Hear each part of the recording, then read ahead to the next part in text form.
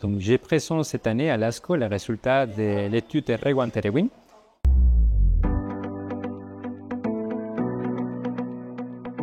Il s'agit d'un essai clinique développé par le groupe européen d'études des sarcomes de Ewing et promu par Gustave Roussy, dans lequel on combine un nouveau médicament qui s'appelle regorafenib avec la chimiothérapie chez les patients avec un sarcome d'Ewing métastatique en première ligne.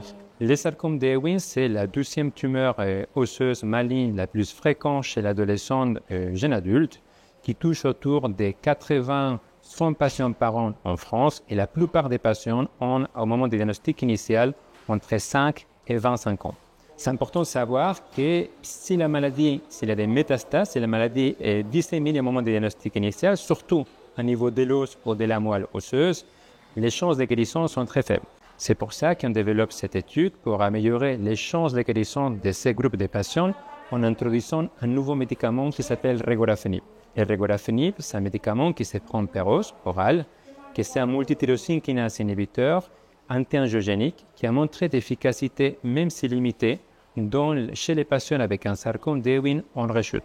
Cette fois, on veut donner les médicaments plus tôt, en première ligne, et combiner avec la chimiothérapie pour améliorer les chances de contrôler la maladie grâce à cette combinaison. Par contre, on n'a jamais fait ce type de combinaison et c'est pour ça que c'est fondamental de les faire dans un essai clinique qu'on appelle précoce.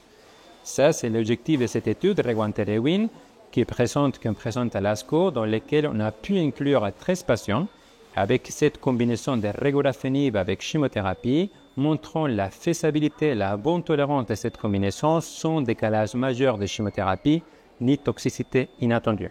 Et ces résultats vont permettre la suite, que c'est tester la combinaison de chimiothérapie et regorafenib dans une étude randomisée qui sera réalisée fin 2025 et auquel la France va aussi participer.